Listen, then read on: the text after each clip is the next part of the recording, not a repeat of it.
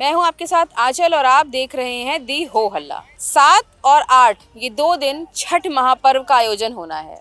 एक ऐसा पर्व जो बिहार से शुरू हुआ और आज पूरी दुनिया में मनाया जा रहा है। जहां भी भारतीय बसे हैं, जहां भी पूर्वांचल के लोग बसे हैं, वो छठ को पूरी श्रद्धा के साथ मनाते हैं। और अभी मैं जिस जगह खड़ी हूँ, ये जगह है उत्तर प्रदेश की राजधानी लखनऊ में लक्ष्मण मेला पार्क और यहाँ का गोमती नदी का किनारा, जहाँ छठ पूजा का भव्य आयोजन हर साल किया जाता है। तो जैसा कि आप देख सकते हैं मेरे पीछे, मेरे आसपास यहाँ पर सुशोभिताएं बनी हुई हैं, जहाँ पर 7 नवंबर को छठ की पूजा होगी और अस्ताचलगामी सूर्य को अर्घ दिया जाएगा।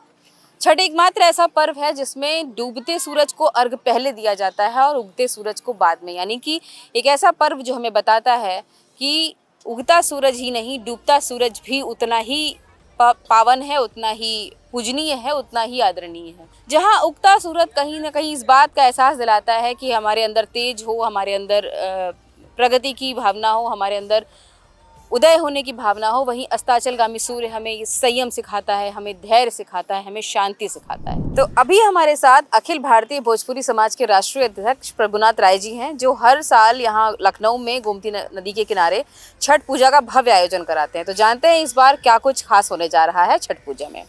तो प्रभुनाथ जी, सबसे पहले तो ये बताइए कि इस बार क्या कुछ खास दिखेगा छठ पूजा में। देखिए, खास सूर्य भगवान का पूजा है, सब खासम खासी है। माननीय मुख्यमंत्री जी, उत्तर प्रदेश सरकार के जो हमारे परम पूज्य योगी आदित्यनाथ हैं, 7 तारीख को शाम को 5 बजे आएंगे, वो अर्घ देंगे। छठ की तैयारी 2 महीना से चल रही है, साफ सफाई चल रही है, सारी व्यवस्थाएं चल रही हैं। महिलाएं आएंगी, सब अर्घ देंगी। उनके लिए हम लोगों ने जितना भी बेहतर व्यवस्था हो सकता है वो प्रयास किया है। पूरे जिला प्रशासन से लेके हम लोग मिलके साफ़ सफाई का जो है, इसमें साफ़ सफाई का विशेष ध्यान रखा जाता है।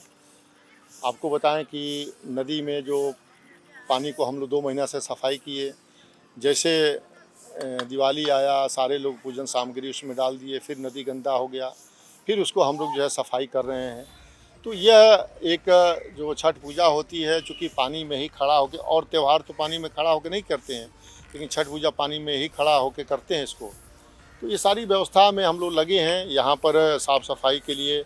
और उत्तर प्रदेश सरकार से मैंने छुट्टी की मांग किया है, वो भी लगभग प्रोसेस में है। मुझे लग रहा है कि वो भी खुशखबरी मिलेगी उत्तर प्रदेश सरकार की तरफ से। और सुशोभिता की पुताई उताई जो है सब यहाँ सब चल रही है। कल खाए नहाए है, घर से घाट तक जो है लोग सामान खरीदेंगे, घरों में ला के उसकी सफाई करेंगे।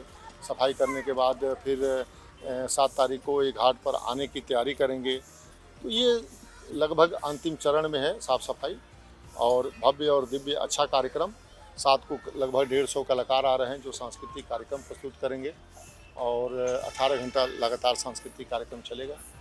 अच्छा, ये कितने साल से आप यहाँ पर कार्यक्रम आयोजित कर रहे हैं? यहाँ 40वां साल है हमारा। 40वां साल। हाँ, अच्छा। 40 साल।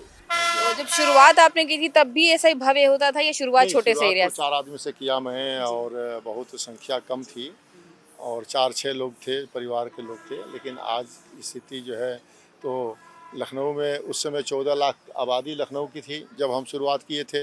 इस समय 60 लाख की आबादी लखनऊ है, और जितना उस समय आबादी थी उतना इस साल लोग 15 लाख लोग छठ पूजा कर रहे हैं। जी। तो 40 साल हो गया। 40 साल में काफ़ी कुछ परिवर्तन हुआ है, और लखनऊ ही नहीं, ये ग्लोबल जो है छठ पूजा हो गया।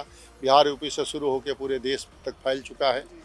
तो यह छठ पूजा चूँकि सूर्य भगवान का पूजा है, साक्षात देव हैं, तो पहले भोजपुरी और पूर्वांचल के लोग करते थे, लेकिन अब तो सभी समाज के हर वर्ग के लोग जो है भगवान सूर्य की पूजा कर रहा है।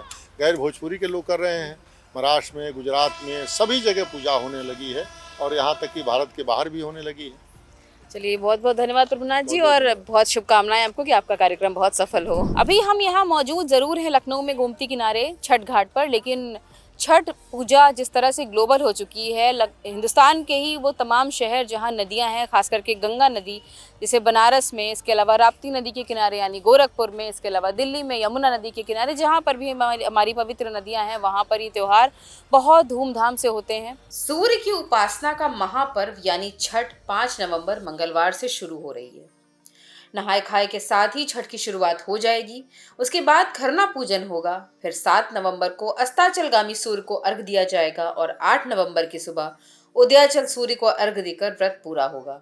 तैयारियों की बात करें तो लखनऊ में अखिल भारतीय भोजपुरी समाज के अलावा अन्य कई संगठन गोमती नदी के अलग अलग घाटों पर पूजा की तैयारी कर रहे हैं। वहीं काशी में भी छठ महापर्व की तैयारियों का जायजा लेने के लिए जिलाधिकारी एस राजलिंगम ने गंगा नदी के 80 घाट से लेकर रविदास घाट तक का निरीक्षण किया। वहीं गोरखपुर में भी छठ घाट पर वेदी बनाने के साथ ही पूजा की तैयारियां होती हुई दिखी। राप्ती नदी के किनारे शहरी व ग्रामीण इलाकों में पर्व की तैयारियां जोर शोर से चल रही हैं।